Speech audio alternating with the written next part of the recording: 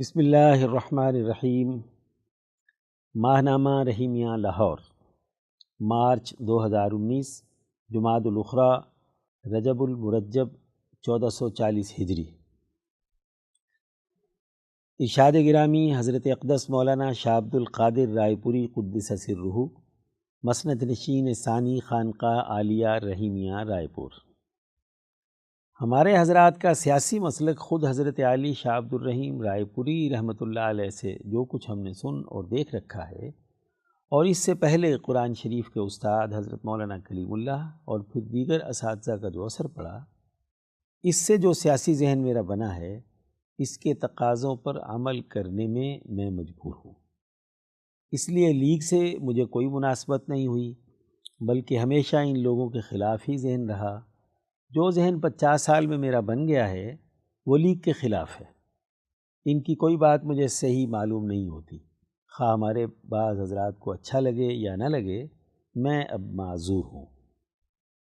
Section درس قرآن، عنوان زندگی کی آسائشات اللہ ہی کے انعامات ہیں۔ تفسیر شیخ التفسیر مفتی عبدالخالق آزاد رائے پوری۔ بسم اللہ الرحمن الرحیم۔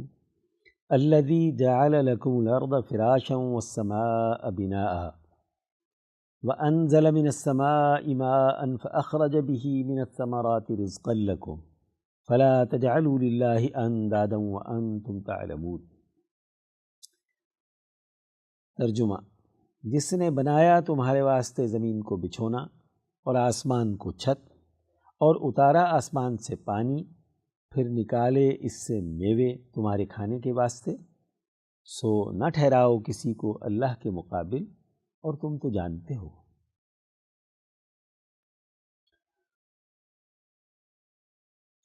گزشتہ آیت میں تمام انسانوں کو مخاطب کر کے کہا گیا، تم اپنے رب کی عبادت کرو اور اسی کے احکامات کی پاسداری کرو۔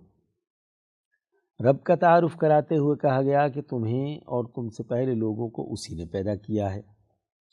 اس آیت مبارکہ میں تخلیق انسانیت کے بعد انسانوں کو جن چیزوں کی ضرورت ہے انہیں پورا کرنے کے لیے اللہ کے انعامات پر مشتمل عالمگیر نظام کا ذکر ہے۔ اس لیے عبادت اس ذات باری تعالیٰ کا حق ہے۔ الذی جعل لکم الارض فراشا والسماء بناء۔ اللہ وہ ذات ہے جس نے تمہارے لیے زمین پر رہنے کا انتظام کیا اور تمہاری حفاظت کے لیے آسمان پر مشتمل ایک وسیع نظام بنایا۔ یہی وجہ ہے کہ انسانیت امن و امان کے ساتھ اس کرۂ ارض پر زندگی بسر کر رہی ہے۔ انسانوں کی دو بنیادی ضرورتیں ہوتی ہیں، ایک یہ کہ وہ امن و امان اور عدل و انصاف کے ساتھ زندگی بسر کریں، دوسرے یہ کہ ان کے پاس اتنے وافر وسائل ہوں جو ان کی معاشی احتیاجات کی تسکین کریں۔ چنانچہ اس آیت میں پہلے انعام الہی کا تذکرہ کیا جا رہا ہے کہ اللہ تعالیٰ نے زمین پر انسانوں کے لیے پرامن اور پرسکون زندگی بسر کرنے کا انتظام کیا ہے۔ کرۂ ارض کو تمہارے لیے بچھا دیا گیا ہے جس پر تم بہت اطمینان سے چلتے پھرتے ہو۔ سطح زمین دلدلی صورت میں نہیں بلکہ ٹھوس ہے، تم اس میں دھنستے نہیں ہو، اس پر بڑے اعتماد سے عمارات بناتے ہو، عمدہ اور خوبصورت گھروں میں پرسکون زندگی بسر کرتے ہو۔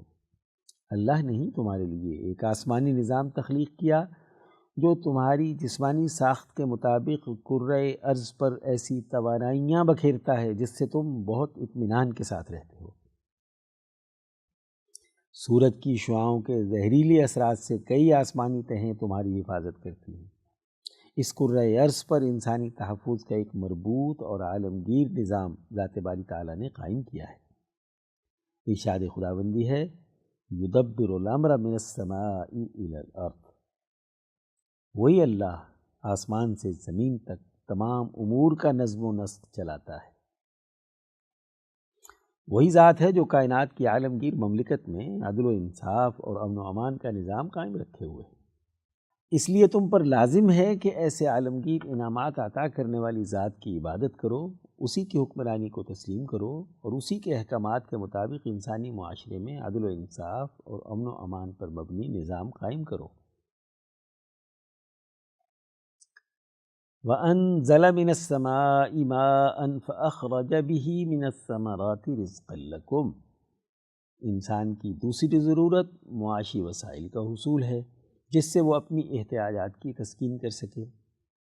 اللہ ہی وہ ذات ہے جس نے کرۂ ارض کو امن و اطمینان کی جگہ بنایا اور پھر اس میں تمہارے لیے کھانے پینے اور معاشی ضروریات پورا کرنے کے وسائل رکھے۔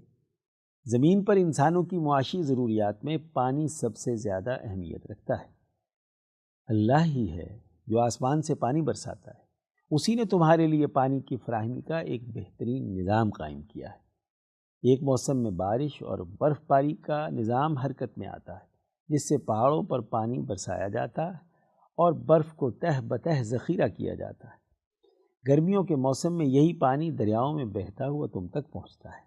اس کے ذریعے سے زمین سیراب ہوتی ہے، اس سے انسانی ضروریات کے لیے فصلیں اگتی ہیں، پھل لگتے ہیں، پھول کھلتے ہیں، درخت اگتے ہیں، سرسبز و شاداب میدان وجود میں آتے ہیں۔ معدنیات و نباتات اور حیوانات نشو و نما پاتے ہیں۔ زمین پر پانی کے برسنے سے پیدا ہونے والے حاصلات اور ثمرات تمہارے لیے معاشی وسائل کی صورت میں وجود میں آتے ہیں۔ یہ وسائل انسانوں کی ضروریات کو پورا کرنے کے کام آتے ہیں۔ تم انہیں اپنی معاشی ضروریات کے لیے استعمال میں لاتے ہو۔ ان اشیاء میں موجود غذائی افادیت کو بھوک پیاس مٹانے کے لیے استعمال میں لاتے ہو۔ دیگر اشیاء سے عمارات بناتے ہو، لباس بناتے ہو۔ غرض پانی تمہاری زندگی کے لیے تعمیر حیات اور نشو و نما کا سبب بنتا ہے۔ اللہ تعالیٰ نے دوسری جگہ ارشاد فرمایا ہے، جعلنا من الماء کل شیء حی، بنائی ہم نے پانی سے ہر ایک چیز جس میں زندگی ہے۔ تمہاری معاشی ضروریات پورا کرنے کے لیے وسائل معاش کا ایسا بہترین عالمگیر نظم و نسق اسی ذات کا انعام ہے۔ اس انعام الہی کا لازمی تقاضا ہے کہ تم اسی کی عبادت کرو اور اس کا حق ادا کرو۔ فلا تجعلوا للہ اندادا وانتم تعلمون، صرف اسی اللہ کی عبادت کرو، اس کے ساتھ کسی کو شریک مت ٹھہراؤ۔ اس کائنات کا واحد حکمران اور نظم و نسق قائم کرنے والا صرف اللہ تبارک و تعالی ہے۔ تمہارے لیے آرام دہ اور امن و اطمینان کے حامل زمین و آسمان بنانے اور پھر پانی برسا کر تمہاری معاشی ضروریات کی تسکین میں اس کا کوئی شریک نہیں ہے۔ یہ سب کچھ جان لینے کے بعد اللہ کے ساتھ کسی اور طاقت اور قوت کو قطعی طور پر شریک مت کرو۔ شرک بہت بڑا گناہ ہے۔ ارشاد ربانی ہے، ان الشرک لظلم عظیم، بے شک اللہ کے ساتھ شریک ٹھہرانا بہت بڑا ظلم ہے۔ حکمرانی میں کسی دوسرے کو شریک ٹھہرانا نظم و نسق کی تباہی و بربادی کا باعث ہوتا ہے۔ کائنات کا نظم و نسق خوب اچھی طرح چلنا یقینی طور پر اللہ تعالیٰ کی حکمرانی کا مظہر ہے۔ اس لیے اس شہنشاہ مطلق کی دی گئی ہدایات کے مطابق زندگی بسر کرو۔ اس نے جو فرامین جاری کیے ہیں ان پر عمل کرو۔ تم بھی اسی کے ساتھ اپنا تعلق جوڑتے ہوئے انسانی معاشرے کے لیے ایسا ہی عدل و انصاف، امن و امان اور معاشی خوشحالی کا نظام قائم کرو۔ سیکشن درس حدیث، عنوان علماء حق اور علماء سو میں فرق، از مولانا ڈاکٹر محمد ناصر جھنگ۔ قال رسول اللہ صلی اللہ علیہ وسلم، یوشک ان یأتی علی الناس زمان علماؤہم شر من تحت ادیم السماء من عندہم تخرج الفتنۃ وفیہم تعود۔ حضور صلی اللہ علیہ وسلم نے فرمایا کہ جلد ہی لوگوں پر ایسا زمانہ آئے گا کہ ان کے علماء آسمان کے نیچے شریر ترین مخلوق ہوں گے، انہی سے فتنے نکلیں گے اور انہی میں واپس لوٹ جائیں گے۔ مشکات المصابیح حدیث نمبر 257۔ اس حدیث مبارکہ میں رسول اللہ صلی اللہ علیہ وسلم فرماتے ہیں کہ ایک وقت امت پر ایسا آ سکتا ہے کہ ان کے علماء اپنے فکر و عمل کی وجہ سے اس دنیا میں سب سے شریر ترین مخلوق ہوں گے کہ ان کے ذریعے فتنے جنم لیں گے اور پھر وہی فتنے انہیں اپنی لپیٹ اور گرفت میں لے لیں گے۔ قرآن و سنت میں ہمیں اہل علم اور علماء ربانیین کے بارے میں تعریفی کلمات اور ان کی اطاعت اور فرما برداری کا حکم ملتا ہے۔ علماء حق کو انبیاء کا وارث قرار دیا گیا ہے، جبکہ اس حدیث مبارک میں رسول اللہ صلی اللہ علیہ وسلم نے ایک دوسرا پہلو بیان فرمایا ہے۔ یہ اور اس جیسی دوسری احادیث سے ہمیں یہ معلوم ہوتا ہے کہ انبیاء علیہ السلام کے حقیقی وارث وہ ہوتے ہیں جو جامع صفات کے حامل ہوں، وہ خدا پر غیر متزلزل یقین کے ساتھ حریت فکر رکھتے ہوں، شریعت کا مکمل علم اور فقیہانہ اسلوب رکھتے ہوں، عصر حاضر کے تقاضوں سے آگاہ ہوں اور مسائل کا حل فہم و فراست سے بیان کرتے ہوں، وہ اہل دنیا سے بیزار ہوں اور اہل دنیا ان سے بیزار ہوں، مخالفین کی مخالفت سے بے خوف اور نفع و نقصان کے غم سے آزاد ہوں، غلبہ دین اور انسانی حقوق کو قائم کرنے کے لیے سرگرم ہوں۔ نبی اکرم صلی اللہ علیہ وسلم ان علماء ربانی کی اطاعت کا حکم دیتے ہیں۔ زیر بحث حدیث میں علماء سوء کے بارے میں بتلایا گیا ہے۔ انسانی معاشرے انہی کی وجہ سے فتنوں میں مبتلا ہوں گے اور پھر ان کے پیدا کردہ یہی فتنے ایسے علماء سوء کو بھی اپنی لپیٹ میں لے لیں گے۔ انہوں نے انسانیت کے لیے جو ظلم و زیادتی کا گڑھا کھودا ہوتا ہے خود اسی میں گرتے ہیں، ان فتنوں کا وہ شکار ہو جاتے ہیں۔ یہ وہ علماء سوء ہوتے ہیں جو دین فروشی کا کردار ادا کرتے ہیں، ان میں یہودیوں کے احبار و رہبان کی خصلتیں در آتی ہیں، وہ سطحی علم رکھتے ہیں، حریت فکر ان میں نہیں ہوتی، دنیاوی اغراض ان پر غالب آ جاتی ہیں، وہ ظالم قوتوں کے مددگار ہوتے ہیں، ان کی ترجیحات کے مطابق فتوے دیتے اور دین کی تشریح کرتے ہیں، عصری تقاضوں سے بے خبر اور غلبہ دین کے نظریے سے دور بھاگتے ہیں۔ دنیا دار اور بے دین لوگ دین کے نام پر علماء کی پشت پناہی سے اپنا مفاد حاصل کر لیں۔ ایسے ہی علماء کے بارے میں حضور صلی اللہ علیہ وسلم نے ایک دوسری حدیث میں ارشاد فرمایا کہ لوگ جاہلوں کو عالم سمجھ کر اپنا امام مان لیں گے، لوگ ان سے دینی رہنمائی کے طلبگار ہوں گے، مگر وہ خود بھی گمراہ ہوں گے اور لوگوں کو بھی گمراہ کریں گے۔ اس لیے اس دور کی سب سے بڑی ضرورت علماء سوء سے بچنا اور علماء حق سے وابستہ ہونا ہے۔ سیکشن صحابہ کا ایمان افروز کردار۔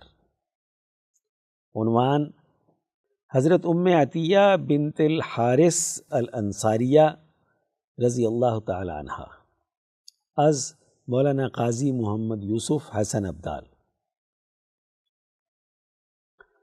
حضرت ام عطیہ بنت الحارث الانصاریہ رضی اللہ تعالی عنہا کا اصل نام نسیبہ ہے، جبکہ اپنی کنیت ام عطیہ سے مشہور ہے۔ آپ کا شمار جلیل القدر صحابیات میں ہوتا ہے۔ آپ سابقین اولین، عالمہ، فاضلہ، طبیبہ ہیں۔ آپ ہجرت مدینہ سے پہلے 12 بعثت نبوی میں مسلمان ہوئیں۔ حضور صلی اللہ علیہ وسلم کی ہجرت کے بعد خواتین کی پہلی بیعت میں جو حضرت عمر بن خطاب کے ذریعے ہوئی شامل تھیں۔ آپ نے حضور اقدس صلی اللہ علیہ وسلم کے ساتھ 7 غزوات میں شرکت کی، جن میں مجاہدین کو پانی پلانے اور مرہم پٹی کرنے، کھانے کا انتظام کرنے اور بیماروں کی تیمارداری کرنے کی ذمہ داریاں بخوبی انجام دیں، کجاووں اور دیگر سامان کی دیکھ بھال اور مصیبت زدوں کی نگہداشت کرتی، اور یہ سب امور بڑی مستعدی اور شوق سے انجام دیتی رہیں۔ گویا آپ عہد رسالت میں ابتدائی طبی کیمپ کی خدمات ادا کرنے والی ٹیم کے حصے کے طور پر سماجی کام کرتی ہیں۔ آپ مدینہ منورہ میں خواتین میں اس اہم اور ضروری خدمت کی عملی تعلیم بھی دیتی تھیں۔ حضرت ام عطیہ نے حضور اکرم صلی اللہ علیہ وسلم کی دونوں بیٹیوں سیدہ زینب اور سیدہ ام کلثوم کی وفات پر آپ کی رہنمائی میں دیگر خواتین کے ساتھ مل کر ان کو غسل دیا۔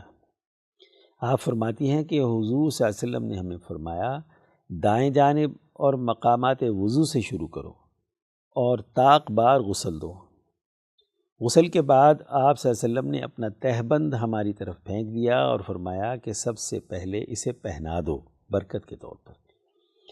گویا حضرت ام عطیہ نے غسل میت کی تعلیم و رہنمائی حضور صلی اللہ علیہ وسلم سے باقاعدہ حاصل کی، اس لیے بڑے بڑے صحابہ اور تابعین آپ رضی اللہ عنہ سے اس کی تعلیم حاصل کرتے تھے۔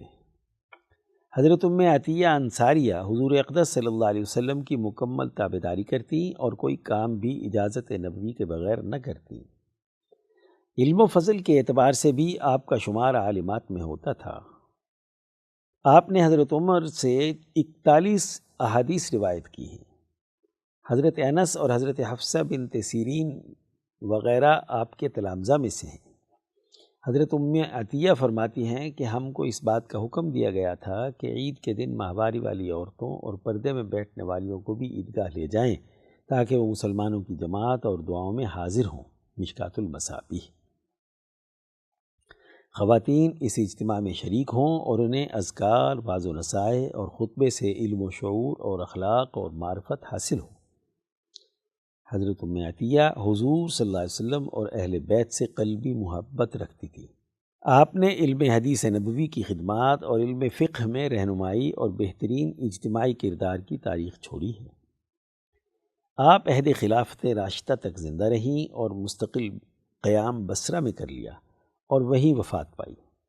اس سے معلوم ہوتا ہے کہ مردوں کی طرح خواتین اسلام میں بھی محبت رسول کا بے پناہ جذبہ موجزن تھا کہ مشکل وقت اور جنگی حالات میں بھی بلا خوف و خطر دین حق کے غلبے سے سرشار اپنی بساط کے مطابق میدان میں جماعت رسول اللہ کی ایک خاتون ممبر کی حیثیت سے بھرپور شرکت کرتی تھی۔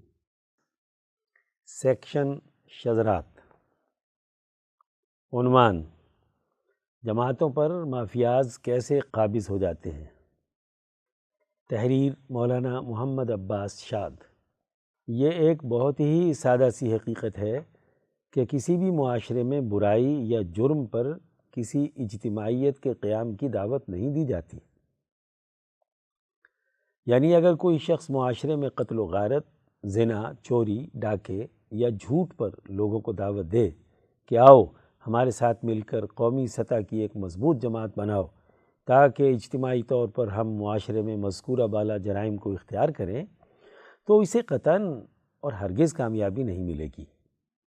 نہیں آج تک دنیا کے کسی خطے میں انسانوں نے مل کر کوئی ایسی بات یا قرارداد پاس کروائی ہے کہ ہم مل کر جھوٹ بولیں گے یا کسی کو ناحق قتل کریں گے۔ تاریخ بتاتی ہے کہ پیشہ ور ڈاکوؤں اور جرائم پیشہ لوگوں کے گروہ کبھی بھی چند 100 افراد سے تجاوز نہیں کر سکے۔ ایسا کیوں نہیں ہو سکا؟ اس لیے کہ انسانیت کی اجتماعی فطرت اس کو قبول نہیں کر سکتی۔ وہ عدل، سچائی، بھلائی، عبادت، طہارت کے اجتماعی نظریے پر تو اجتماعیت قائم کر سکتے ہیں، لیکن گناہ، ظلم، جھوٹ کے انفرادی نظریے پر کسی اجتماعیت کو قبول نہیں کیا جا سکتا۔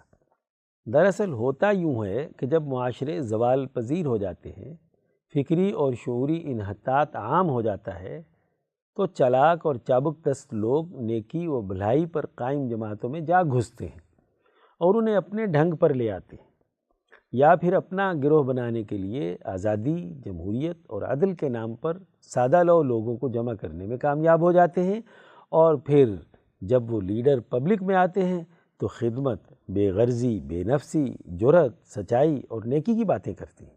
حقیقت میں یہ چوروں اور ڈاکوؤں کا گروہ ہوتا ہے، لیکن نیکی، بے نفسی اور خدمت کے سلوگن کو ہتھیار کے طور پر استعمال کر کے طاقت و قوت حاصل کرنے کے بعد برائی اور جرائم کے وہ سارے کام کیے جاتے ہیں جن کا نام لے کر وہ اپنا گروہ یا جماعت نہیں بنا سکتے تھے۔ پھر وہ اپنے گروہ کو مضبوط کرنے کے لیے ہر طرح کے ہتھ کنڈے استعمال کرتے ہیں۔ رفاہ عام کے نام پر اداروں کے ذریعے کرپشن اور مریضوں کے لیے خریدی گئی ایمبولینسوں میں اسلحہ تک بھی منتقل کیا جاتا ہے۔ نظریے اور حق کے نام پر لوگ قتل بھی کیے جاتے ہیں۔ گویا خدمت اور سیاست کے نام پر ہر قسم کے جرم کا ارتکاب کیا جاتا ہے۔ انسانی تاریخ بتاتی ہے کہ پست فطرت افراد نے مذہب، خدا، ملک، نسل، نیکی اور تقدس کے نام پر بے شمار انسانوں کو قتل کروایا۔ ہمارے ملک میں جمہوریت، خدمت خلق کے نام پر قائم بعض سیاسی جماعتوں کے افراد کی کرپشن، بدعنوانی اور جرائم کی سرپرستی کے حوالے سے جو تفصیلات منظر عام پر آئی ہیں، ان جرائم کو سر انجام دینے میں ان کی ذہانت، ٹیکنیکس اور چابک دستی کے سامنے دنیا کے معروف منفی کرداروں جیسے بنارسی ٹھگ، ڈان اور گاڈ فادر کی اقلیمی شرمندہ نظر آتی ہیں۔ سچائی، عدل، خدمت اور ہمدردی پر نہ صرف ملکوں کی سطح پر مافیاز قومی جماعتوں کے نام سے بنائے جاتے ہیں، بلکہ بین الاقوامی سطح کے استحصالی ادارے اقوام متحدہ سے لے کر IMF اور ورلڈ بینک تک بھی اسی تکنیک کو استعمال کرتے ہوئے نیکی اور خوشحالی کے نام پر بدی اور استحصال کا محور بنے ہوئے ہیں۔ آج اس آزمائش پر ایسی قومی جماعت ہی پورا اتر سکتی ہے جو دعوے اور عمل کے تضاد سے پاک ہو۔ عنوان: مفہوم اور سچائی سے عاری بیانات کی حقیقت۔ حکومت اور اپوزیشن میں موجود لیڈروں کے میڈیا میں روزانہ دیے جانے والے بیانات الفاظ کے تقدس اور مفہوم کو مجروح کرتے اور بے روح اور کھوکھلے ہوتے ہیں۔ ان کا عملی نتائج اور حقائق کی دنیا سے کوئی تعلق نہیں ہوتا۔ اس سچائی کو آپ آج کی متحدہ اپوزیشن اور حکومت کے بیانات کے آئینے میں بخوبی دیکھ سکتے ہیں، جو روزانہ ہمارے قومی اخبارات کی زینت بنتے ہیں۔ یہ کوئی اس دور کا ہی خاص معاملہ نہیں ہے، بلکہ تاریخ کا جھروکا ہمارے سامنے ہمارے حکمران طبقوں کے بیانات کی خلئی کھولتا ہے۔ ہندوستان کی فینانس منسٹری میں سیکریٹری براج کمار نہرو پاکستان میں اپنے ہم منصب چودھری محمد علی کے ساتھ دونوں ملکوں کے درمیان مالی معاملات طے کرنے کے لیے 1948 میں کراچی آئے۔ وہ اپنے قیام کراچی میں مسلم لیگ کا نمائندہ اخبار ڈان پڑھتے تھے۔ اس میں اکثر اس قسم کی خبریں چھپتی تھیں کہ ہندوستان میں مسلمانوں کا قتل عام کیا جا رہا ہے، وہاں مسلمانوں اور اسلام دونوں کا وجود خطرے میں ہے۔ مسٹر BK نہرو نے چودھری محمد علی سے کہا کہ تمہارے اخبارات روزانہ جھوٹی خبریں چھاپتے ہیں اور تم ان کے جھوٹ پر کوئی ایکشن نہیں لیتے۔ چودھری محمد علی نے کہا، مسٹر نہرو، یہ ہماری قومی ضرورت ہے۔ ہمیں اس نازک وقت میں ایک خارجی دشمن کی ضرورت ہے جو ہمیں متحد رکھ سکے۔ BK نہرو نے کہا کہ پھر تم جھوٹ کب تک چلاؤ گے؟ چودھری محمد علی نے کہا، صرف 5 سال تک، اس کے بعد اس کی ضرورت باقی نہیں رہے گی۔ اسی طرح 1971 کی پاک بھارت جنگ کے بعد پاکستان کے صدر ذوالفقار علی بھٹو اور ہندوستان کی وزیر اعظم اندرا گاندھی کے درمیان شملہ معاہدہ ہوا، جس میں دونوں ملکوں نے تصادم اور مخالفت کی روش کو ترک کر کے بر صغیر میں پائیدار امن کے قیام کے لیے دوستی اور رواداری کے جذبے سے کام کرنے کا ارادہ ظاہر کیا۔ اسی اثنا میں اندرا گاندھی نے بھٹو سے کہا، آپ تو اپنی قوم کے سامنے 1000 سال تک لڑنے کے بیانات دیتے رہے ہیں، اس کا کیا ہوگا؟ تو بھٹو نے کہا کہ آپ جانتی ہیں ایسے بیانات کی کوئی حیثیت نہیں ہوتی، ایسے بیان محض عوام کو خوش کرنے کے لیے دیے جاتے ہیں۔ ان دو تاریخی واقعات سے ہماری نام نہاد قیادت کی ذہنیت کو سمجھنا کوئی مشکل امر نہیں رہتا۔ ہماری قومی تاریخ میں ڈھونڈنے سے ایسی سینکڑوں مثالیں مل جائیں گی جن میں ہماری نام نہاد لیڈرشپ کا عوام سے تعلق محض دھوکے اور فریب کا رہا ہے۔ وہ اپنے مفادات اور ضرورتوں کے لیے عوام کے جذبات سے کھیلتے اور مذہب، سیاست اور قومی عصبیت پر مبنی خواب دکھاتے رہے ہیں۔ سیکشن افکار شاہ ولی اللہ دہلوی رحمۃ اللہ علیہ۔ عنوان: خاندانی نظام میں حسن معاشرت کی اہمیت۔ مترجم: مفتی عبدالخالق آزاد رائے پوری۔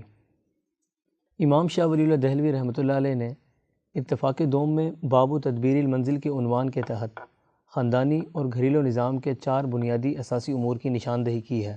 3 امور یعنی شادی کی ضرورت، اولاد کی پرورش اور گھریلو ملازمین کی ذمہ داریوں کا ترجمہ گزشتہ شماروں میں آ چکا ہے۔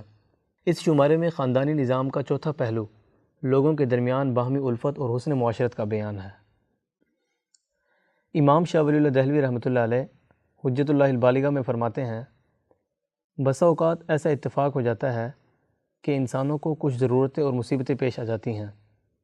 مثلاً کسی کو کوئی پیچیدہ یا وقتی مرض لاحق ہو جاتا ہے، یا اس پر کسی کا کوئی حق دینا لازم ہو گیا، یا ایسی ضروریات اور حاجات پیش آ جاتی ہیں کہ ان کی موجودگی میں انسان اپنے کاموں کو درست طور پر سر انجام نہیں دے سکتا۔ ان تمام صورتوں میں دوسرے انسانوں سے تعاون حاصل کرنے کی ضرورت پیش آ جاتی ہے۔ اس طرح کے معاملات میں تمام انسان برابر ہوتے ہیں، یعنی کسی پر بھی ایسے حالات آ سکتے ہیں۔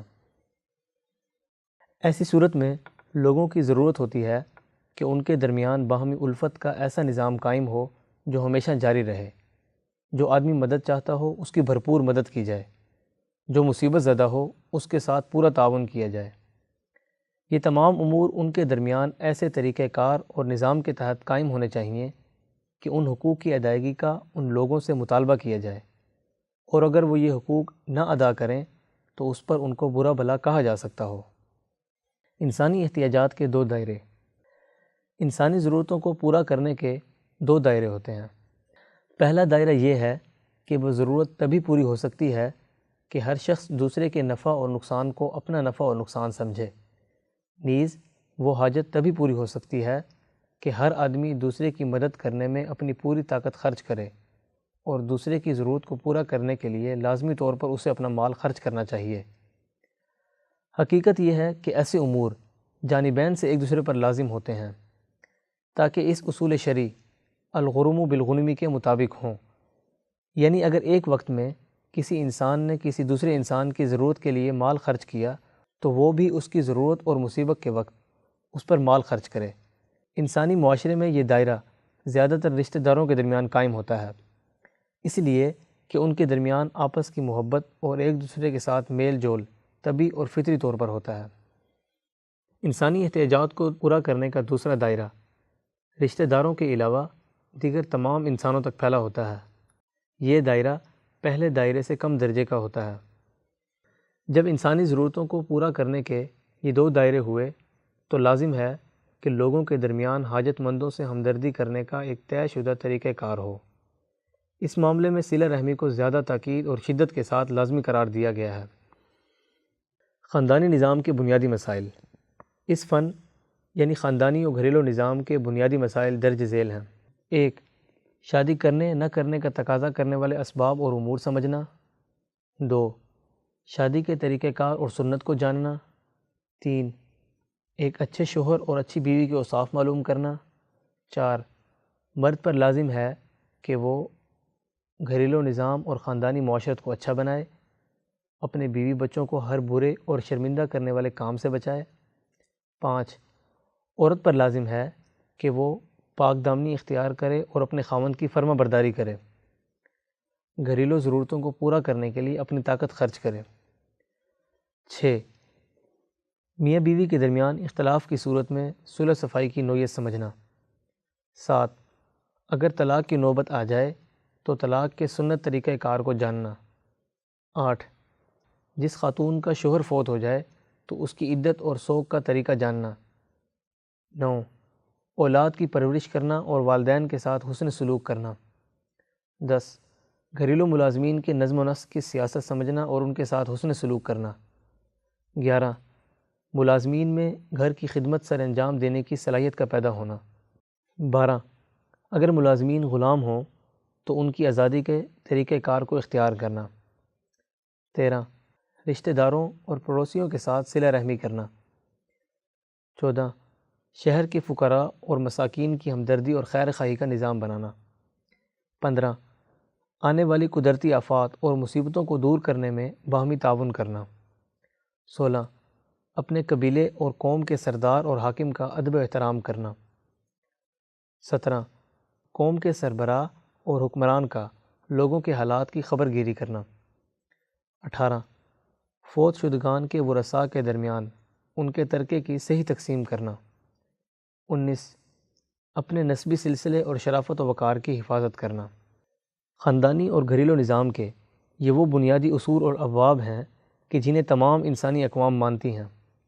شہری آبادیوں اور علاقوں کے درمیان کتنے ہی فاصلے اور کتنے ہی مذہبی اختلافات کیوں نہ ہوں، وہ ان درجہ بالا امور کو قائم کرنے کی پوری جد و جہد اور کوشش کرتے ہیں۔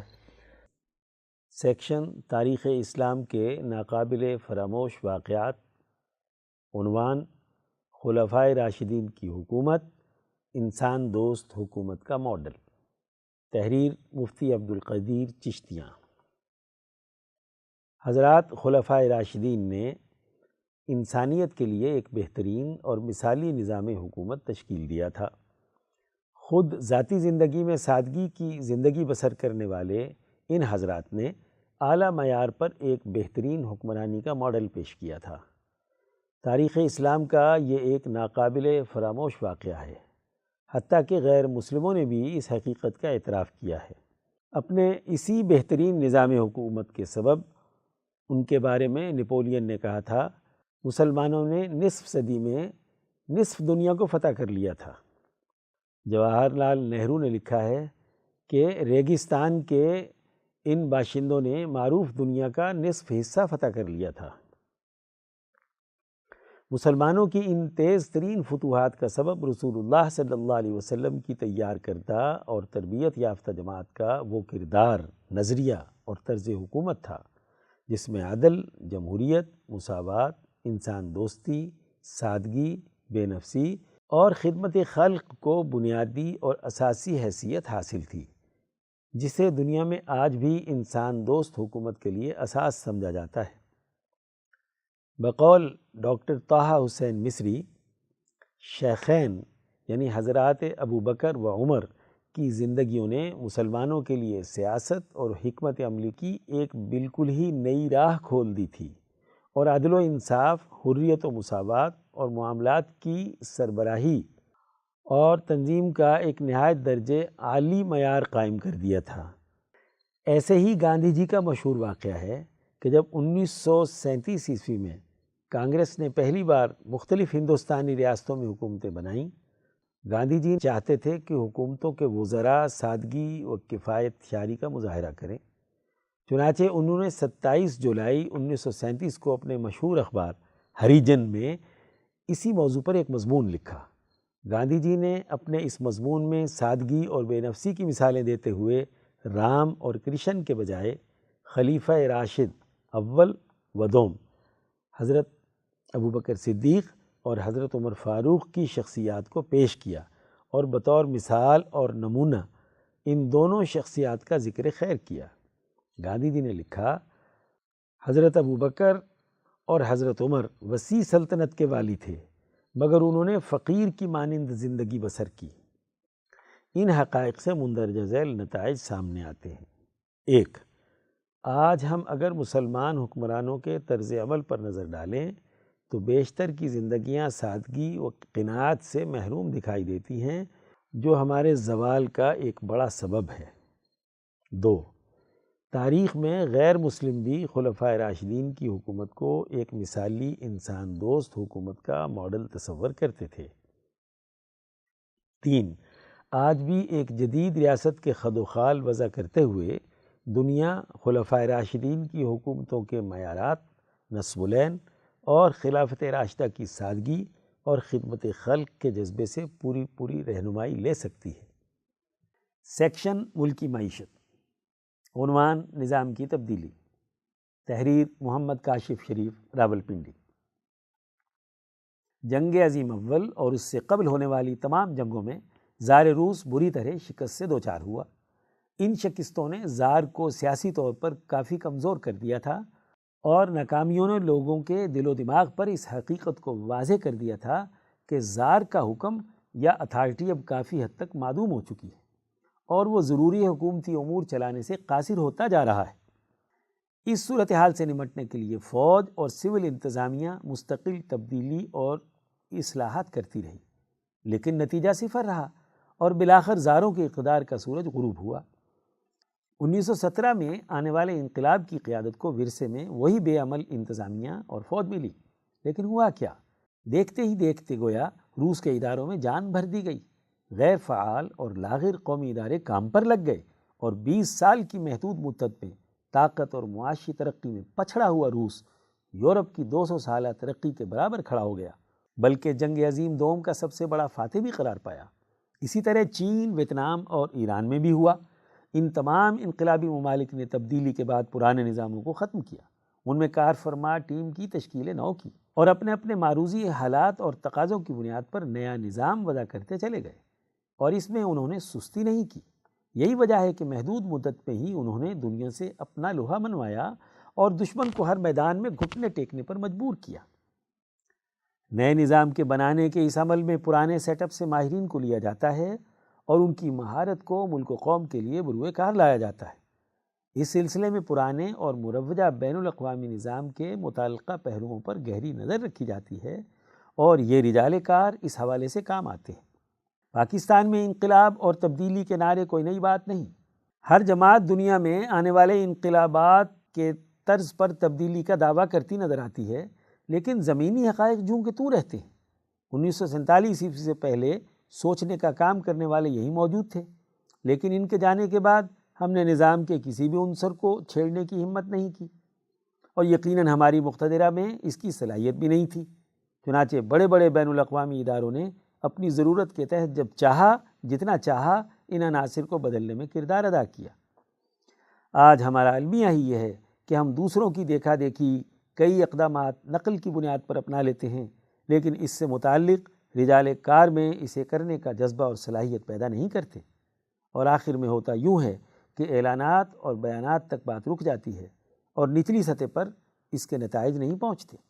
حالیہ دنوں میں منظور کیا جانے والا منی بجٹ یقیناً کاروبار دوست اور دوررس نتائج کا حامل ہو سکتا ہے، لیکن تبدیلی سرکار کے پاس ٹیم وہی پرانی ہے۔ سیکشن عالمی منظرنامہ، عنوان یورپین اتحاد کا برطانیہ سے اعلان لا تعلقی، تحریر مرزا محمد رمضان، راولپنڈی۔ انگلینڈ کا لفظ انگریزی کے ایک پرانے نام انگلینڈ سے ماخوذ ہے، جس کے معنی ہیں اینگلز کی سرزمین۔ اینگلز جرمن نسل کے قبائل تھے جو عہد وسطیٰ میں برطانیہ آ کر آباد ہو گئے تھے۔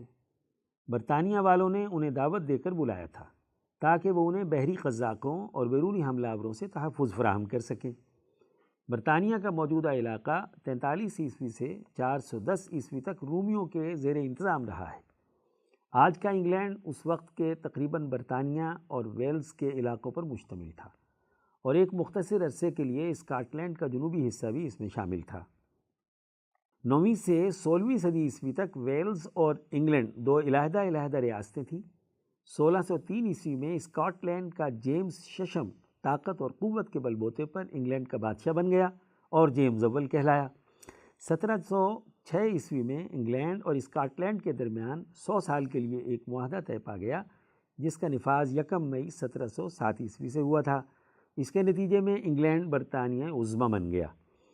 اسی طرح برطانیہ عظمیٰ اور آئرلینڈ کے مابین بھی 1800 عیسوی میں ایک معاہدہ ہوا تھا، جس کے نتیجے میں 1 جنوری 1801 عیسوی سے UK یونائٹڈ کنگڈم یعنی متحدہ مملکت کے نام سے ایک وفاق بن گیا۔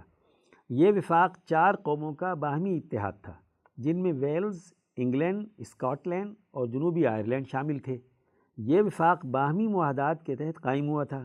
ہر ریاست کو معاہدے کے مطابق علیحدگی کا اختیار حاصل تھا۔ جو ریاست سب سے بعد میں وفاق کا حصہ بنی تھی، وہ ایک طویل اور تھکا دینے والی جد و جہد کے بعد سب سے پہلے 1922 عیسوی میں علیحدہ ہونے میں کامیاب ہو گئی۔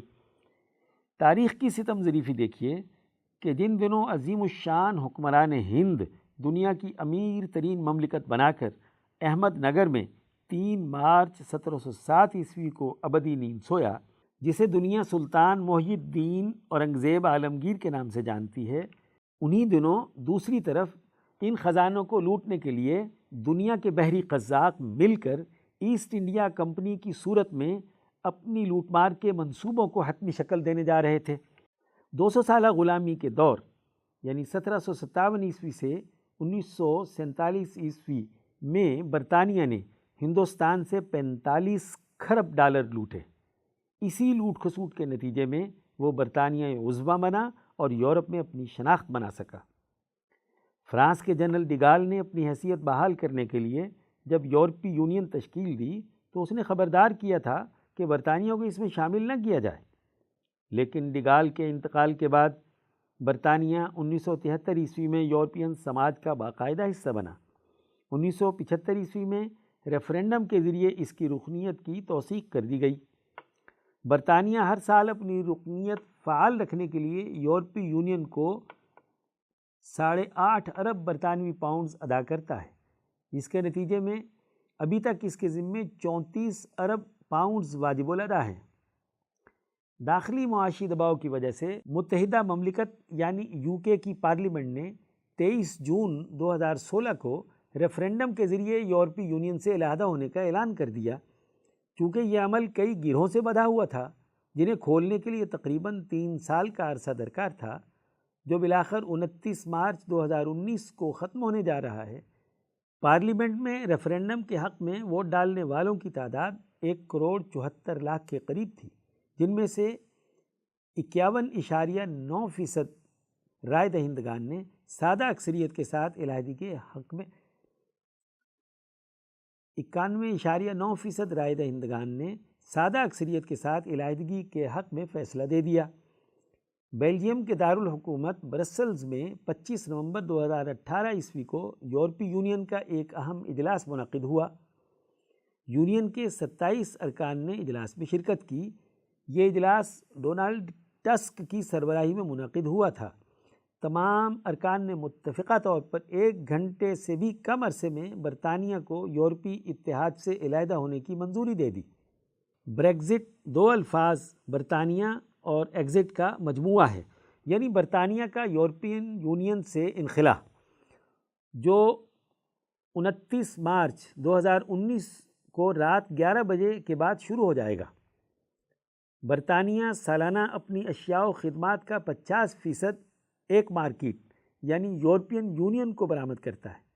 یورپ کے علاوہ انڈیا اور چین کی 30 لاکھ لیبر فورس UK میں ان مصنوعات کی تیاری میں مصروف عمل ہے۔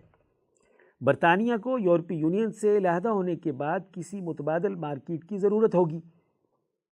متبادل مارکیٹ میں آج کمیونسٹ معاشی ماڈل اپنی دھاک بٹھا چکا ہے، جس نے سرمایہ داریت کے حالیہ چیمپئن کو چت کر رکھا ہے۔ برطانیہ بطور معاشی مرکز کے دنیا میں اپنی اہمیت کھو چکا ہے۔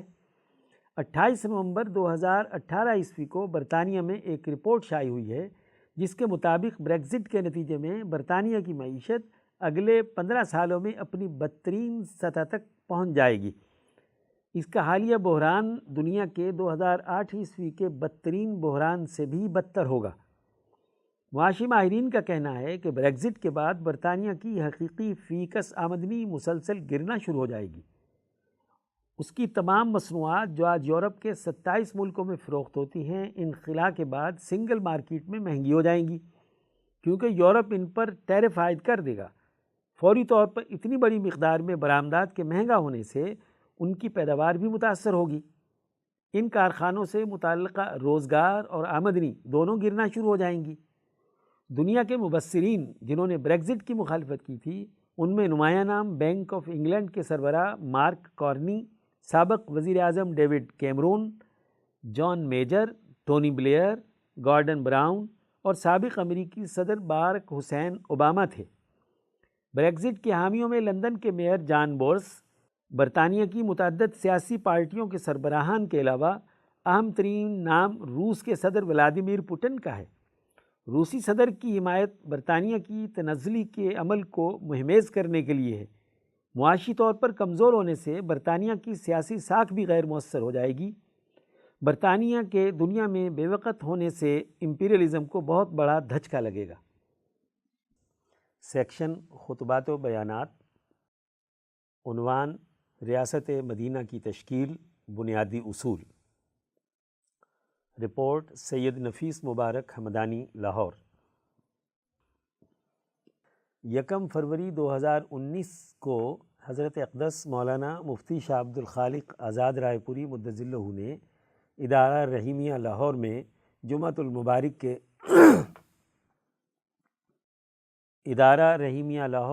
جمعۃ المبارک کے اجتماع سے خطاب کرتے ہوئے فرمایا، معزز دوستو، دین اسلام حضرت محمد مصطفیٰ صلی اللہ علیہ وسلم کے ذریعے سے ہم تک پہنچا ہے۔ آپ نے دین کی تعلیمات کی اساس پر انسانوں کی فلاح و بہبود کا ایک مکمل نظام قائم کیا ہے۔ نبی اکرم صلی اللہ علیہ وسلم نے انسانی معاشروں کو ترقی دینے اور فلاح انسانیت کے جو اجتماعی کام کیے ہیں، ان میں سے سب سے اہم اور نمایاں ترین کام مدینہ منورہ کی ایک شاندار ریاست کا قیام ہے۔ ریاست مدینہ کی تشکیل دراصل ریاست مکہ کے فرسودہ نظام کے خاتمے پر استوار ہوئی۔ ریاست مکہ جو حضرت ابراہیم علیہ السلام کے حنیفی اصولوں، توحید اور وحدت کی اساس پر قائم تھی، اس پر بعثت نبوی سے کوئی 250-300 سال پہلے عمر بن لحی ایسے ابو جہلوں کا قبضہ ہو گیا تھا، جنہوں نے مکے میں شرک اور ظلم و کفر کی بنیاد ڈالی اور قدیم زمانے کے نیک سیرت بزرگوں کے بت بنا کر کعبے میں رکھ دیے کہ اللہ نے انہیں بھی اپنے کام میں شریک کیا ہے۔ اس کے نتیجے میں وہ مرکز جو انسانی فائدے اور اللہ سے جوڑنے کے لیے تھا، وہ اللہ سے توڑنے اور انسانیت پر ظلم و ستم ڈھانے کا نمونہ بن گیا۔ حضرت محمد مصطفیٰ صلی اللہ علیہ وسلم نے آ کر سب سے پہلے شرک و کفر پر مبنی اس ریاست مکہ کے غلامانہ فرسودہ نظام کو توڑا، ابو جہل کی حکومت کے خاتمے کے لیے کام کیا۔ اس بر عظیم پاک و ہند میں بھی 250-300 سال پہلے انگریز سامراج کا تسلط ہوا، جس نے مسلمانوں کا نظام حکومت بدل دیا، سیاست اور معیشت بدل دی، عدالتی نظام تبدیل کر دیا۔ انگریزوں نے آ کر یہاں اعلان کیا کہ خلق خدا کی، ملک بادشاہ کا اور حکم کمپنی بہادر کا۔ گویا اللہ کے ساتھ کمپنی بہادر اور بادشاہ کو شریک کر لیا گیا۔ یہ بالکل ایسے ہی ہوا جیسے عمر بن لحی نے مکے کی ریاست پر قبضہ کیا، جیسے اس نے 360 بت لا کر کعبے میں رکھے تھے۔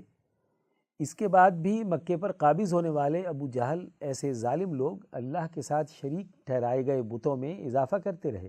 اس کے نتیجے میں حکمران طبقے اپنے ذاتی اور گروہی مفادات اٹھاتے تھے۔ یہاں بھی ایسٹ انڈیا کمپنی اور برٹش شہنشاہیت نے اپنے اعلی کار، جاگیردار، وڈیرے، سرمایہ دار، مذہبی بہروپیے، سیاست کے فرعون، معیشت کے اجارہ دار بت تراشے اور اس خطے کے عوام سے ان کی پرستش کرائی۔ ریاست مدینہ کے قیام کا بنیادی اصول یہ ہے کہ کسی انسانی معاشرے کے بنیادی سماجی ڈھانچے میں غلامی کے زمانے کی جتنی بھی ظلم اور کفر پر مبنی خرابیاں پیدا کی گئی ہوں اور بت تراشے گئے ہوں، پہلے ان کا خاتمہ کیا جائے۔ اگر واقعتاً ریاست مدینہ کی تشکیل کرنی ہے تو پہلے ریاست مکہ کی طرح قائم 300 سالہ انگریز سامراج کے نظام کو توڑیے۔ اگر نوآبادیاتی دور کا نظام نہیں ٹوٹتا تو ریاست مدینہ نہیں بن سکتی۔ عنوان: کفر اور غلامی پر مبنی ریاستی نظام کا خاتمہ۔ حضرت آزاد رائے پوری مدظ اللہ نے مزید فرمایا، حضور اقدس صلی اللہ علیہ وسلم نے فرمایا کہ جس ملک اور قوم پر جاہلوں اور نااہلوں کا قبضہ ہو جائے تو وہاں قیامت کا انتظار کرو۔ صحیح بخاری حدیث نمبر 6131۔ ہمارے مقتدر طبقات کی نااہلی کی پوری تاریخ ہمارے سامنے ہے۔ انگریزوں کے قبضے کے بعد اس خطے میں ہر 30-40 سال کے بعد غلامی کے تسلط اور اس کے پھیلاؤ کے نقطہ نظر سے نئے فیصلے کیے جاتے رہے۔ ذرا 1757 عیسوی سے لے کر اب تک کی تاریخ ملاحظہ کیجیے۔ ہر 30-40 سال کے بعد یہاں جتنی آئینی اور قانونی ترمیمات انگریز سامراج نے کی ہیں، اس کا جائزہ لیجیے۔ 1762 عیسوی سے لے کر 1801-2 تک جو لوٹ کھسوٹ کا نظام رہا، 1803 عیسوی میں اسے بدلا اور نیا ظالمانہ نظام لائے، نیا بیوروکریٹک سسٹم بنایا۔ اس کے ٹھیک 30-35 سال کے بعد 1835 عیسوی میں لارڈ مکالے نے آ کر پہلے کے پورے تعلیمی نظام کو بدل کر رکھ دیا۔ اس نے کہا کہ ایسٹ انڈیا کمپنی کے سابقہ افسران ہندوستانیوں کو قدیم قومی نظریے کے مطابق تعلیم دلواتے رہے، اسے بدلنے کی ضرورت ہے۔ اس نے مروجہ فارسی و عربی زبان کی بجائے انگریزی کو تعلیم کی بنیاد بنایا۔ اس کے 30-40 سال کے بعد جب یہاں کے لوگوں میں انگریزی پوری طرح سرایت نہیں کر رہی تھی تو پھر نئی تعلیمی پالیسی لائی گئی کہ علاقائی زبانوں اردو، پشتو، پنجابی اور سندھی وغیرہ زبانوں کو ابھار کر لوگوں کو فارسی اور عربی زبان کے قومی نظام سے کاٹ دیا۔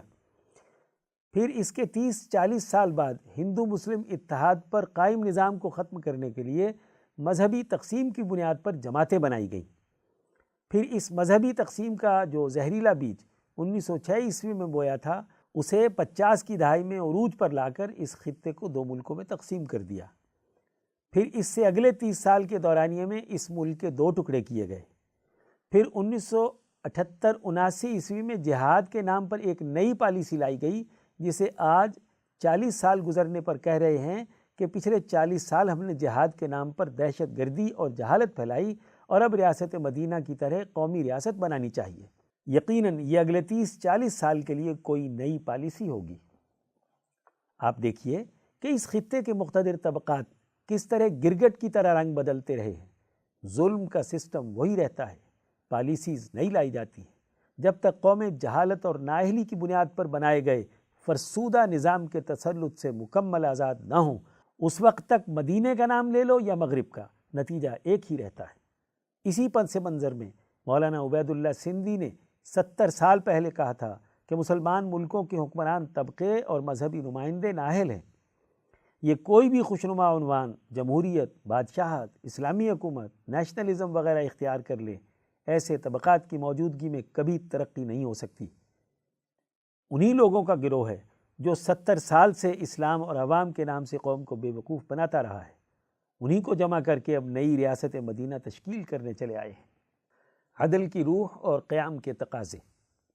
حضرت آزاد رائے پوری مدظ اللہ نے مزید فرمایا، عدل کی بنیادی روح یہ ہے کہ سوسائٹی کے تمام افراد کے سماجی معاہدات اور معاملات مساوی طور پر پورے کیے جائیں۔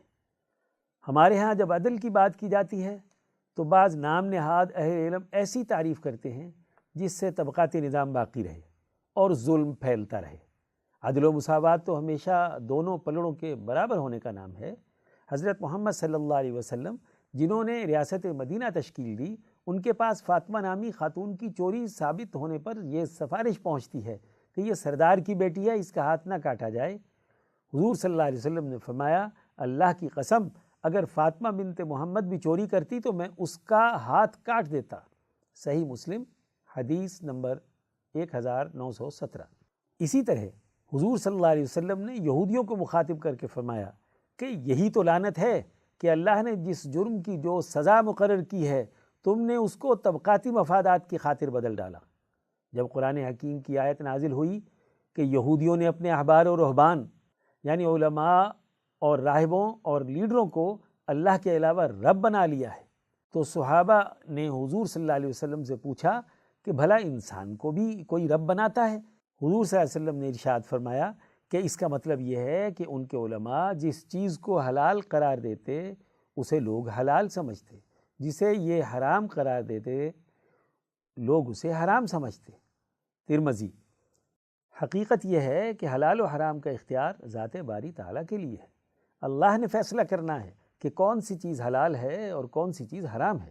اگر درمیان میں یہ انسانی مقتدر طبقات اپنا خود ساختہ حلال و حرام بنانے لگیں تو انہیں اربابم من دون اللہ یعنی اللہ کے علاوہ رب بنانا ہے۔ آج اگر ہماری ریاست کے ارباب اقتدار اپنے مفادات کی پالیسیاں بناتے رہیں اور وہ اسلام کا نام استعمال کر کے جس کو حلال کہہ دیں وہ حلال قرار دیا جاتا ہے اور جس کو حرام کہہ دیں اسے حرام مان لیا جاتا ہے، تو انہیں بھی اللہ کے علاوہ اپنا رب ماننا ہے۔ اگر انسانی ربوبیت اور ارباب اقتدار کا یہ سسٹم نہیں ٹوٹتا اور عدل کی اساس پر سوسائٹی کی تشکیل نہیں ہوتی تو ریاست مدینہ کیسے قائم ہو سکتی ہے؟ پھر کسی بھی ریاست میں عدل کے قیام کے لیے یہ بھی ناگزیر اور ضروری ہے کہ اس کے تمام امور وہاں کی عوامی زبان میں سر انجام پائیں، لوگوں کو پتہ ہو کہ ان کے لیے جو قانون منظور کیا گیا ہے وہ ہے کیا۔ ہمارے ہاں قوانین، فیصلے اور آرڈرز ایک ایسی غیر ملکی زبان انگریزی میں جاری کیے جاتے ہیں جو چند فیصد لوگ سمجھ سکتے ہیں۔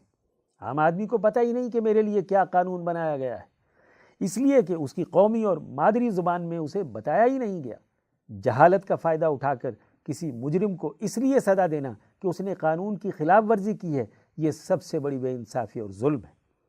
ہر انسان کو اس کے خطے کی زبان میں معلوم ہونا چاہیے کہ کون سے کام اس کی ریاست کے لیے جرم ہیں اور کون سے امور سر انجام دینا لازمی اور ضروری ہے۔ عنوان: ریاست مدینہ کے 4 بنیادی امور۔ حضرت آزاد رائے پوری مدظ اللہ نے مزید فرمایا، اس ملک میں ریاست مدینہ جیسی ریاست بنانے کے لیے 4 اصول بنیادی اہمیت رکھتے ہیں۔ پہلا یہ کہ انگریز سامراج کے بنائے ہوئے 300 سالہ غلامی کے نظام کو نیست و نابود کیا جائے، جیسے حضور اکرم صلی اللہ علیہ وسلم نے ابو جہل کے سسٹم کو توڑ کر مکے کی ریاست کا خاتمہ کیا اور مدینے کی ریاست کی تشکیل کی۔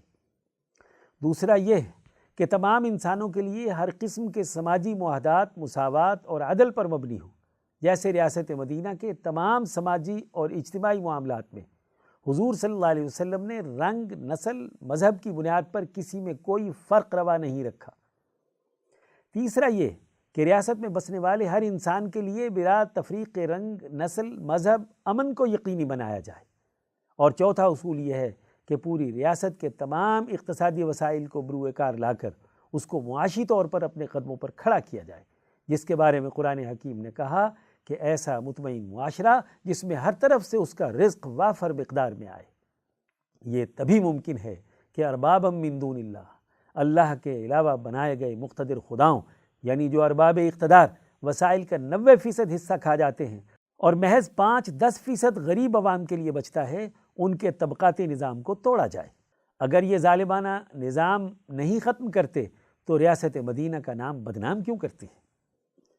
آج کل ریاست مدینہ کے نام پر سیرت کانفرنسیں ہو رہی ہیں، اخبارات میں اشتہارات آ رہے ہیں کہ اس پر مقالے لکھیں، کتابیں لکھیں کہ حضور صلی اللہ علیہ وسلم نے کس طریقے سے ریاست مدینہ قائم کی۔ یہ حکمرانوں کو راضی کرنے کے لیے محض میٹھی میٹھی باتیں ہیں۔ اگر ان سے متاثر ہو کر بعض مذہبی رہنما بھی حکمرانوں کو اس نام پر سلوٹ کرنے لگ جائیں تو اس سے ظلم کی ریاست کے ہاتھ پاؤں مزید مضبوط ہوں گے۔ یاد رکھنا چاہیے کہ ان مقتدر طبقات اور قوتوں کا مذہب کے نئے عنوان سے ریاست پر تسلط قائم کرنے کے علاوہ اور کوئی مقصد نہیں ہے۔ اگر حضور صلی اللہ علیہ وسلم کی ریاست قائم کرنی ہے تو اسی طریقہ کار کے مطابق کرنی ہوگی جیسے نبی اکرم صلی اللہ علیہ وسلم نے ریاست مدینہ قائم فرمائی تھی۔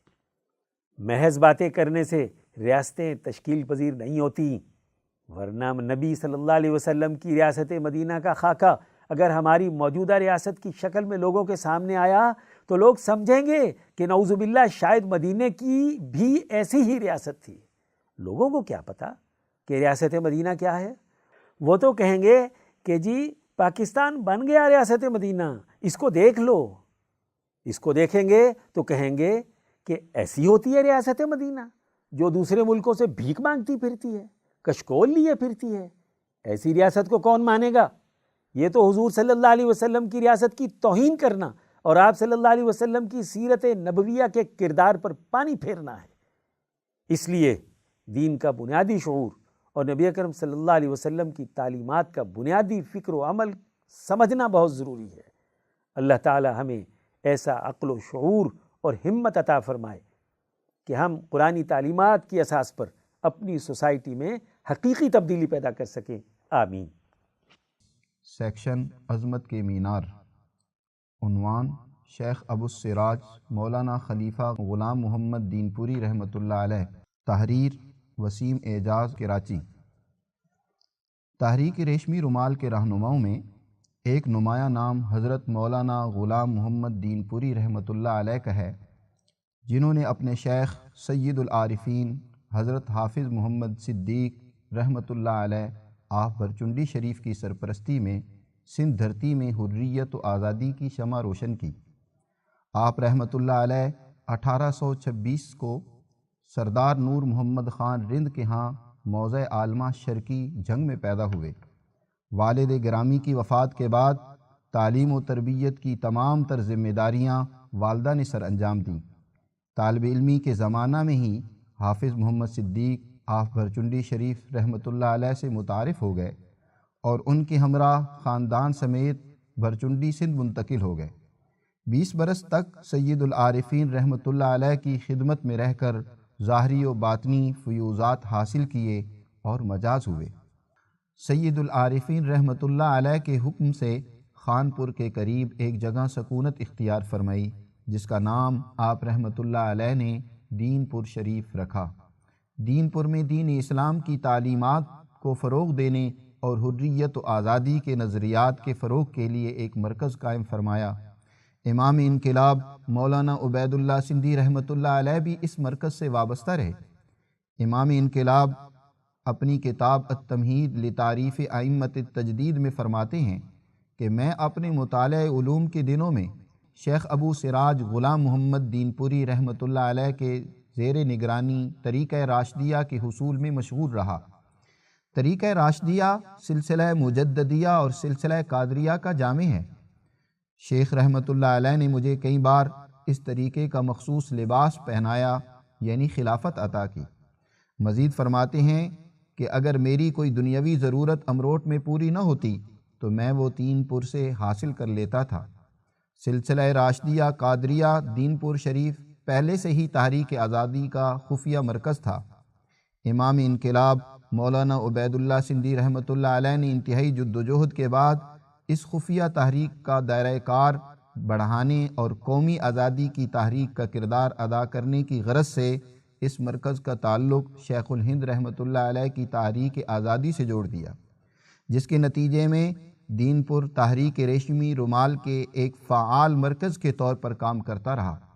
حافظ محمد صدیق رحمۃ اللہ علیہ نے برچنڈی شریف میں پہلے ہی سے حریت و آزادی کے فکر و عمل کی بنیاد پر ایک مرکز قائم کیا ہوا تھا۔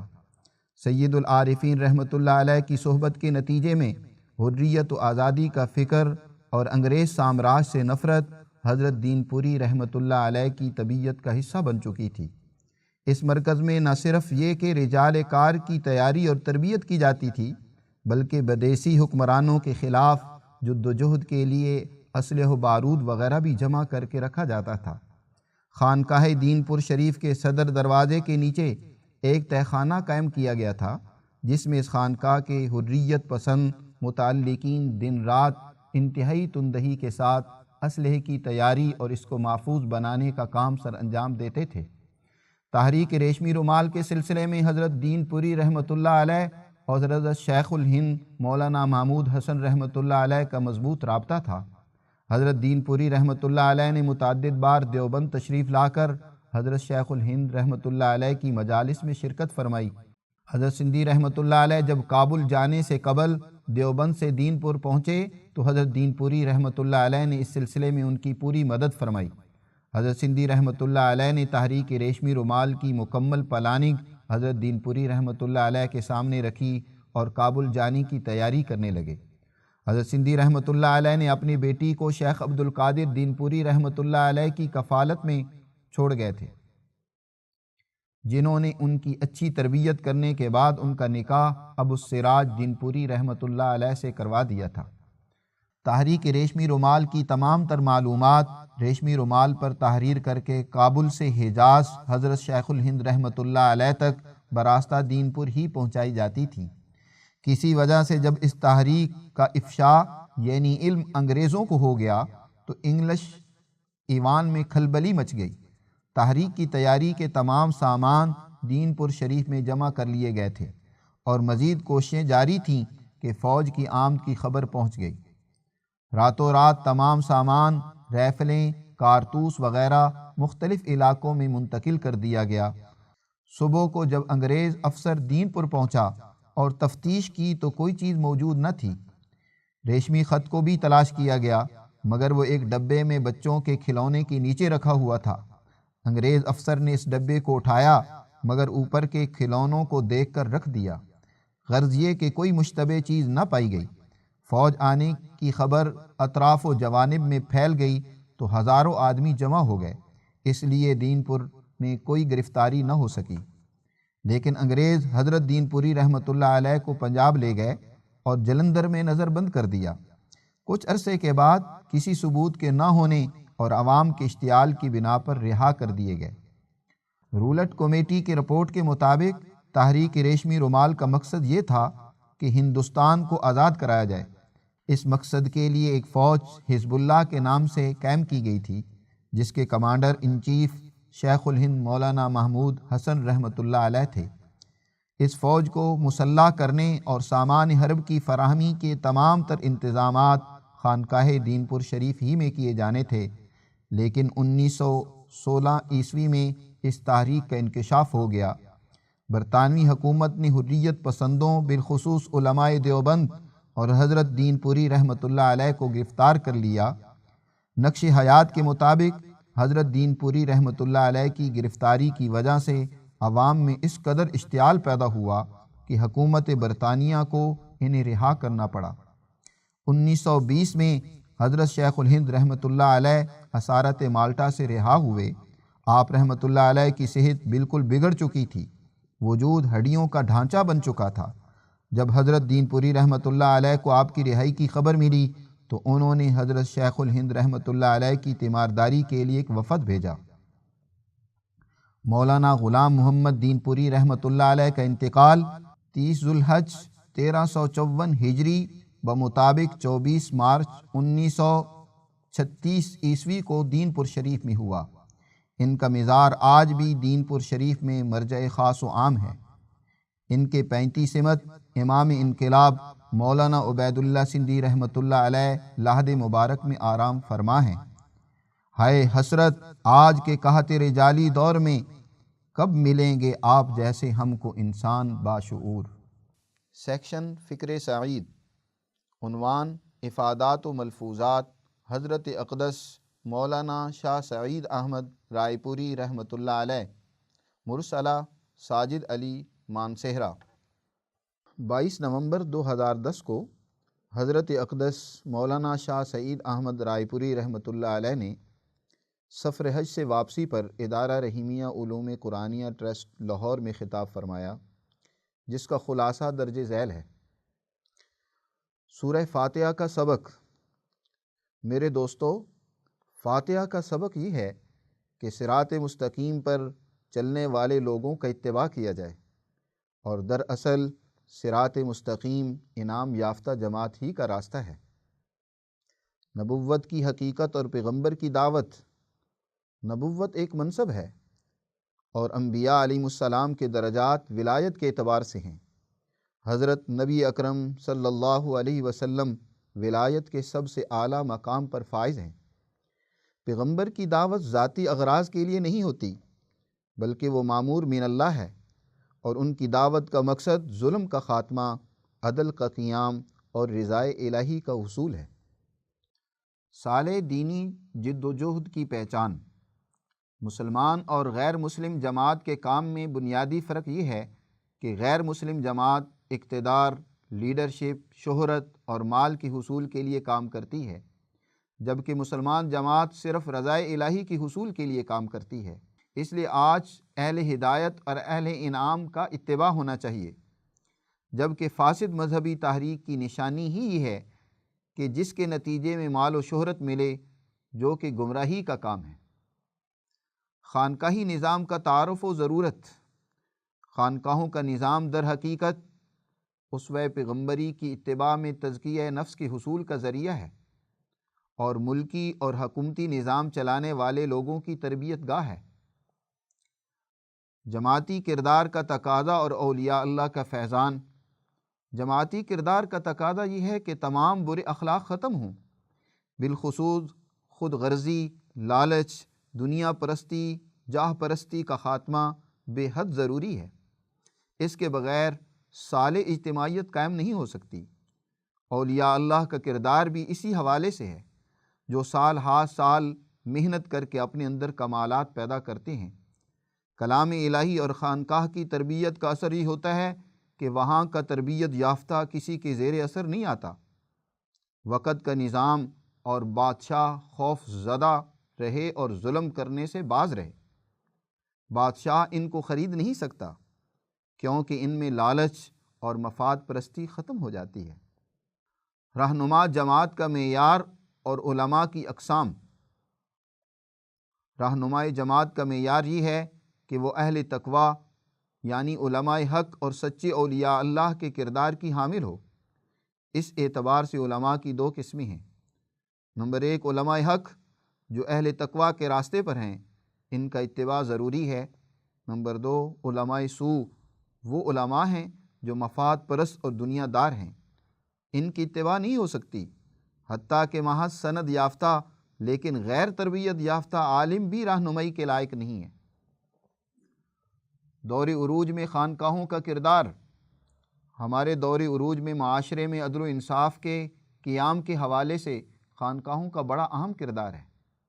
یہ نظام چلانے والے لوگوں کی تربیت کا مرکز تھیں، ان میں اعلیٰ اخلاق اور خوف خدا پیدا کیا جاتا تھا اور برے اخلاق، لالچ و مفاد پرستی وغیرہ کا خاتمہ کیا جاتا تھا۔ نظام چلانے والے بادشاہوں کی سرزنش کی جاتی تھی تاکہ وہ رعایا کو عدل و انصاف کی فراہمی یقینی بنائے رکھیں۔ بادشاہوں اور نظام کو اولیاء اللہ نکیل ڈالے رکھتے تھے۔ زوال کے اسباب فرمان نبوی کی روشنی میں اور ان کے تدارک کی حکمت عملی۔ حدیث مبارکہ میں دنیا دار پیروں، دنیا دار علماء اور فاسق حکمرانوں کی اتباع کو زوال کا بنیادی سبب قرار دیا گیا ہے۔ حضرت اقدس مولانا شاہ عبد الرحیم رائے پوری رحمۃ اللہ علیہ فرماتے ہیں، دنیا دار پیر اور علماء وہ ہیں کہ جن سے سرمایہ دار اور جاگیردار خوش ہوں۔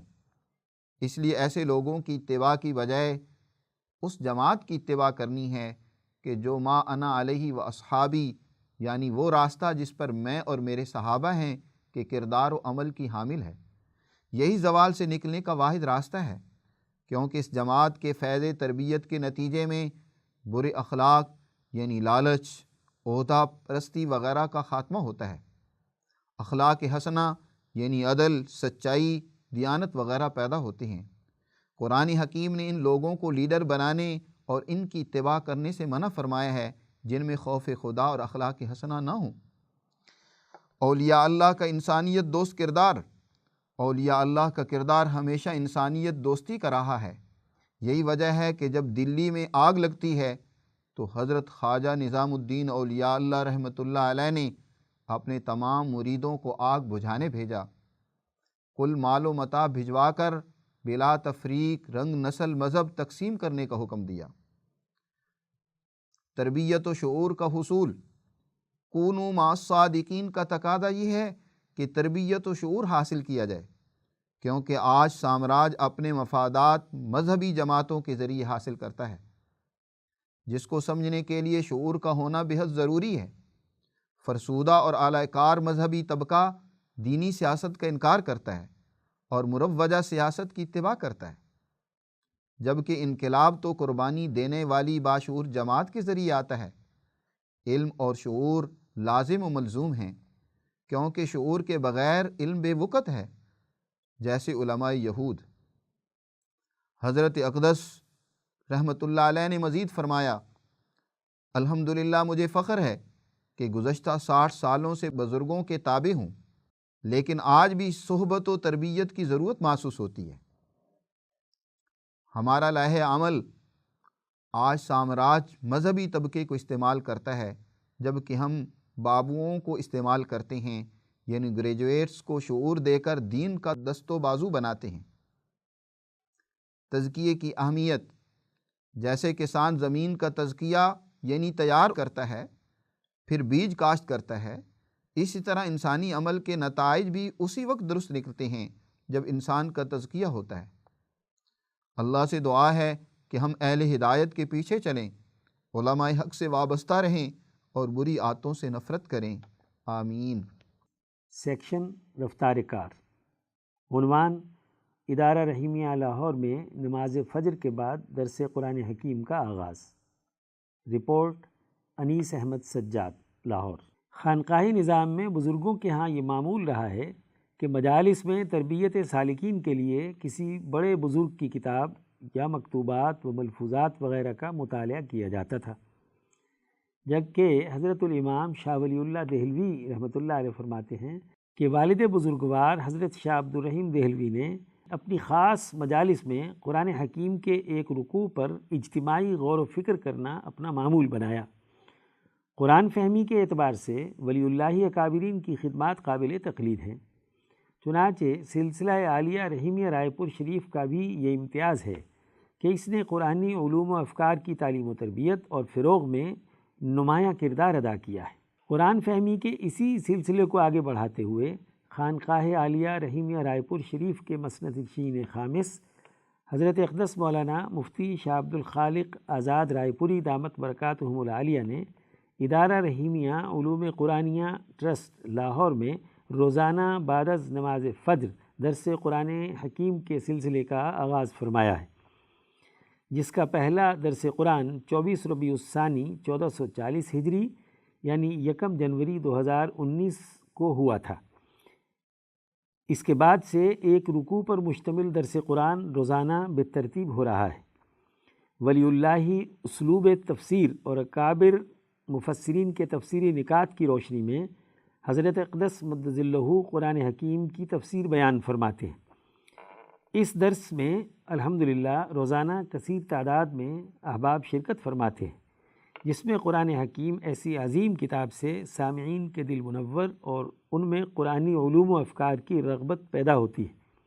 یاد رہے کہ حضرت اقدس آزاد رائے پوری مدظ اللہ کے درس قرآن کا یہ سلسلہ حضرت کے دوران اسفار بھی جاری رہتا ہے۔ حضرت اقدس جس جگہ بھی قیام فرما ہوتے ہیں وہاں پر روزانہ بعد نماز فجر درس قرآن ارشاد فرماتے ہیں۔